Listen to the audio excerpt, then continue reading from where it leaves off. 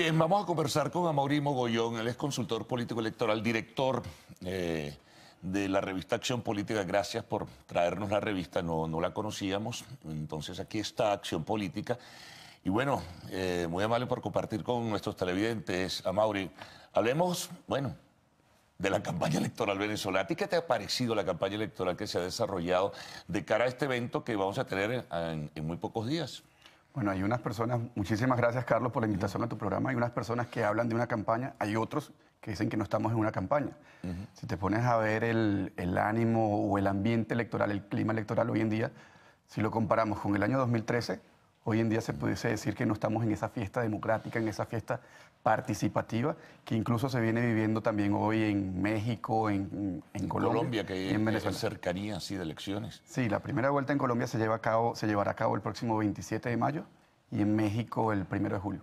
Sí, es importante, además por los efectos y el impacto, ¿no? De eso podemos hablar ahora, pero quiero en principio seguir con lo de la campaña electoral. En términos generales, algunos analistas han expresado que es una muy triste y muy pobre campaña electoral, incluso con matices de mediocridad, que no hay sino una oferta que no convence a nadie, ya sea de alguna de las partes. Quizá lo más novedoso viene de parte de la candidatura de Falcón, con la propuesta de dolarización, en fin, de la economía y buscar una serie de caminos que le pudieran de nuevo abrir las puertas a la empresa privada. ¿Y qué te ha parecido si comparamos cada una de las campañas hasta ahora? Mira, hoy en día te podría decir que hay una oferta electoral, en teoría, pero esa oferta electoral no la han bajado la ciudadanía. En la calle puedes encontrar ciudadanos que le preguntan sobre el programa de gobierno de cada uno de los candidatos. O sea, absolutamente nada. Es decir, absolutamente nada. No ha bajado la campaña como tal a la ciudadanía y hoy en día la campaña como tal la están haciendo muy aérea. Mucha televisión, mucha radio, el mismo mensaje focalizado no se ve en esta campaña. Lo que dices es totalmente cierto. Muy pobre y se evidencia también poca estrategia o pocos profesionales del área del marketing política detrás de cada una de las campañas. Hoy en día hay campañas electorales que son totalmente 360 grados, donde hay un mensaje para la televisión, hay un mensaje para la radio, hay un mensaje para las plataformas digitales y otro que va a la ciudadanía. Y hoy en día podemos ver en este escenario electoral que es un solo mensaje para todas las plataformas. Ahora fíjate, eso quizá tiene una explicación, pudiera ser una de las variables. La gente está pendiente de otra cosa. La gente está pendiente de cómo consigue la comida, cómo busca precios mejores, que parecen muy poco probables por la hiperinflación. La gente tiene centrada su atención en otra cosa, definitivamente. La gente en ese día a día, en la cotidianidad. Sí, en ese día a día que es el que está marcando la agenda ciudadana. Ver qué productos encuentra en los anaqueles, ver dónde paga los servicios, ver incluso hoy en día cómo hacen para movilizarse a su trabajo. El día a día que hoy en día en Venezuela se puede evidenciar que es una peregrinación salir hoy en día del hogar al trabajo. Y más que todo lo están viviendo los sectores populares, donde en los sectores populares el medio de transporte está totalmente deteriorado, no hay casi medio de transporte ni movilización para las personas. Por otra parte, lo que puedes encontrar es que la gente con esta misma agenda de la necesidad del día a día no logra conectar con estos actores políticos que se van a medir el próximo 20. La gente de repente se incorpora porque, bueno, vamos al meeting porque van a repartir comida o porque nos van a ofrecer a un precio, digamos, generoso. Los 2 kilos de arroz, los 2 de la harina de maíz precocido, o el kilo de azúcar, o la botella de aceite. Eso se ha visto. Hay unas colas enormes a veces porque se aproxima a alguien que va a dar un meeting, o si no la olla solidaria, o si no, bueno, la oferta de la dolarización, eso. La oferta de la dolarización, la olla solidaria y otras dádivas que incluso se están dando hoy en día en este escenario electoral. Pero bueno, Carlos, a lo que voy es que la gente hoy en día no se siente conectada con una fiesta electoral, con una fiesta democrática, simplemente buscar día a día, o mejor dicho, en esta contienda electoral, cómo hace para conseguir esos productos y cómo hacen para llenar la nevera. Ahora, dado ese panorama, el entusiasmo, que lo hemos visto y lo percibimos, es muy bajo. ¿Eso va a tener reflejo tal vez en la participación del día domingo? Se dice que la participación va a estar muy baja, haciendo el comparativo con la fiesta electoral del 5 de diciembre del 98, donde esa fiesta electoral fue totalmente masiva, la del 2013, donde la participación electoral a nivel presidencial suele estar por encima del 70% suele estar a nivel presidencial. Ya en las elecciones regionales, locales, legislativas, suele bajar un poco la participación, ya que son procesos donde la gente no conectan tanto.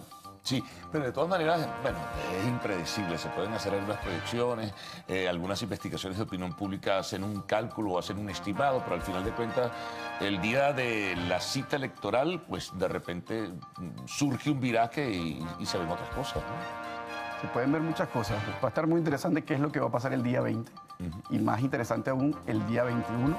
Hoy en día nadie quiere hablar del día 21. ¿Qué va a pasar con Venezuela el próximo lunes? Eso es bien importante, ¿no? Bueno, hacemos una pausa. Estamos hablando con Amaury Mogollón, quien es consultor político electoral.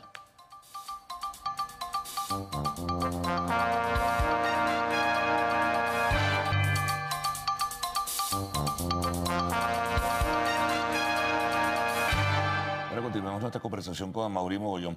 Amaury, eso que decías al concluir el anterior segmento es bien interesante. ¿Qué va a pasar al día siguiente, ¿no? Ese 21 de mayo, porque nos vamos a encontrar con un escenario político bien particular que sin duda alguna va a promover y provocar mayor controversia e incluso contradicciones entre actores políticos que están en la contienda.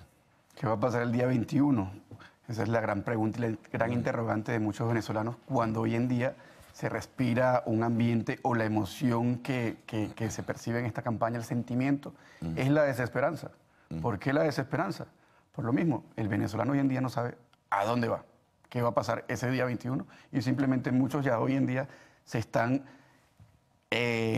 reprogramando para salir como todos los días, a trabajar, al colegio, a la universidad, porque para algunos sectores dicen, bueno, esto va a quedar igual. Ahora, muchos están pronosticando un debate muy fuerte dentro del seno de los opositores venezolanos, ¿no? Entre los que participan y los que han decidido no involucrarse en el proceso electoral del día domingo. Eso, bueno, pudiera generar mayores problemas para la oposición venezolana de cara a lo que será su actuación. Hoy en día las campañas electorales se han dedicado a vender candidatos, pero tenemos que ir más allá. ¿Cuál va a ser el programa de país? La propuesta de Venezuela. ¿Cuál es lo que va a plantear la oposición? El gobierno tiene la suya. Ahora, ¿cuál es la de la oposición? Bueno, uno lee los planteamientos generales. Eso es lo singular de este momento político que vivimos. Tú escuchas a los voceros del candidato Falcón, por ejemplo, y escuchas a los voceros de la oposición venezolana sobre temas muy puntuales de la economía, de la política, de la crisis social, de la crisis humanitaria, y hay un punto de convergencia casi idéntico, ¿no? O sea, lo que piensa el grupo de Falcón es más o menos lo que piensa la oposición que no quiere participar. Ahora, fíjate tú cómo están separados y se han desmarcado uno del otro. Se han desmarcado unos de otros y muchas veces pudiese decir que ahí es el factor, el egómetro, ¿no? Simplemente yo, desde mi punto de vista, la estrategia inicial tuvo que haber sido un solo candidato que se enfrentara, se midiera el próximo 20 de mayo con el candidato del oficialismo. ¿Qué fue lo que pasó? Hay estrategias desde el oficialismo o desde la misma oposición, se pudiese decir que desde la misma oposición, para que no hubiera unidad. Simplemente 2 o 3 candidatos. Algo está pasando ahí. O hay agua que está pasando por debajo de ese río. O sea, vamos a los procesos electorales que se aproximan. El de Colombia, que es el 27 de mayo, y el de México, que es el 1 de julio. ¿Cómo es la situación allí? La situación tanto en Colombia, cuando uno se pone a analizar la campaña electoral de Colombia... Ahí sí, sobre esos procesos sí puedes hacer pronósticos. Sí. Porque no nos tocan las reglas del Consejo Nacional Electoral venezolano. Y hemos tenido la oportunidad desde Acción Política de trabajar en ambos países. Venimos ahorita del proceso electoral legislativo en Colombia, donde el resultado fue exitoso y bueno, se pudiese decir hoy en día que estuvo un venezolano o un grupo de venezolanos trabajando en pro de la democracia colombiana. ¿Qué es lo que pasa tanto en la campaña colombiana como en la campaña mexicana? Es la campaña de las emociones. La ira versus la desconfianza. La ira o la campaña del miedo.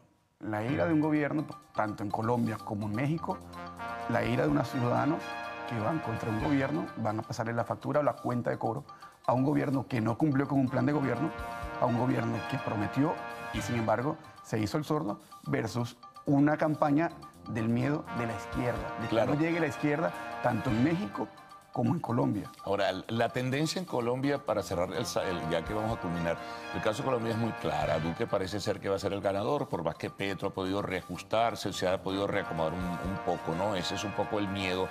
Y en México puede ser algo sorpresivo, porque hay miedo a López Obrador. El problema es que la responsabilidad de ese miedo la generan los propios partidos que fracasaron en ese país. El tema con México es que tanto el PRI como el PAN tienen un desgaste ante la ciudadanía y la opinión pública. Y el mexicano no conoce un modelo de izquierda. Y eso es lo nuevo, es lo novedoso, es el cambio, ahí entra el cambio. Y en Colombia, Duque hoy en día lidera las preferencias electorales. Tienes un segundo candidato que es Petro, exalcalde de Bogotá, también está ahí en la pelea. Y tienes otro candidato que viene creciendo en las encuestas, que es el ex vicepresidente Germán Vargas Lleras. Que ahí tenemos que analizar un poco qué es lo que va a pasar en Colombia de cara a las encuestas. ¿Cómo están las encuestas hoy en día y cómo van a estar los resultados el lunes 28 de octubre? Sí, de mayo. ¿Por qué? Porque Germán Vargas Lleras hoy en día se pudiese decir que maneja la estructura. Ahí el asunto es que en Colombia suelen equivocarse mucho las encuestas. Sí, suelen equivocarse mucho las encuestas y ya vimos el caso del plebiscito, de La Paz, que fue una locura. Bueno, Amaury, muchas gracias por haber compartido con nosotros y hablar de estos temas que generan sensibilidad, sin duda alguna, y llaman la atención pues, del público, a pesar de, en cuanto a nuestro país, las dificultades y los contratiempos. Bueno, hacemos una pausa. Al regreso, el segmento de arte y espectáculos en Lo Actual.